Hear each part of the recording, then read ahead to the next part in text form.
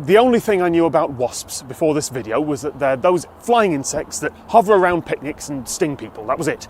I assumed, naively, that wasps had no useful role in the world's ecosystem. So when someone from the Oregon Department of Agriculture got in touch and said that they send out taxpayer-funded wasps, I had some questions, like, why? This is pest control at an ecosystem-wide level. There are hundreds of thousands of species of wasp, and only a handful of those actually sting people.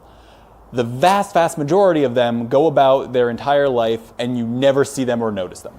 Around the turn of the century, the brown marmorated stink bug arrived in the United States. It's originally from East Asia, but enough of them had been carried in accidentally by global trade that a breeding population started and then exploded. Those stink bugs are now found across most of the continent, and they consume crops like apples, pears, hazelnuts and soybeans, causing millions of dollars in damage every year. They are a generalist pest. They feed on hundreds of different plant species, and they have a great range of climatic conditions that they're perfectly happy to live in. Its populations have reproduced without anything to check it. So what you want is the stink bug's natural enemy, which is a particular type of wasp that's being bred inside this chamber. Parasitoid wasps attack other insects and lay their eggs inside of them to reproduce. Sometimes that's an insect egg, sometimes they eat the insect alive, starting at the least vital organs first. This is where the inspiration for the chest burster from Alien came from. We breed the stink bugs because the parasitoid wasps need them to reproduce in. As many stink bug eggs as we have is about as many wasps as we can produce. Last year we produced around 20,000, and the year before that we produced around 17,000. And they are tiny. I didn't realize until I got here and saw them that you could have wasps that are only about 1 millimeter long. They're so delicate that the researchers can't use tweezers to move them around. They have to gently suck them up through chiffon fabric using the housing of a ballpoint pen. But human intervention in ecosystems doesn't have a great history. So my next question was, well, how do they know what to release and where?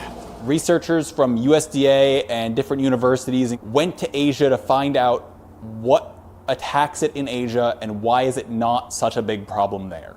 They brought Trisulcus japonicus back over to the United States into quarantine facilities, tested it on North American species to see if there were any that we didn't test in Asia that it could also attack. Decades of work go into making sure that the wasps that we're releasing are also safe. If we give it brown marmorated stink bug eggs and any other stink bug, it'll choose brown marmorated stink bug 95+% of the time. But if you give it just another stink bug egg mass, it will use it if there's no other choice. So we were actually a little on the fence about whether or not we wanted to release it. And then it showed up anyways. After years and years of work, the wasps showed up anyway, because every year millions of flights land and millions of shipping containers arrive at ports, and it's not like those are sterile. So now that the fight is being set up out in the wild anyway, why do they still breed and release these? The parasitoid wasp needs some time to catch up. It's around 1.5 millimeters long. It can't fly very far. We can drive it a lot further than it can fly in a single year. So we actually get those populations started without having to fly across the entire state of Oregon. Normally the growers reach out to the Department of Agriculture and we go out to a site visit. Not every site is suitable for these wasps.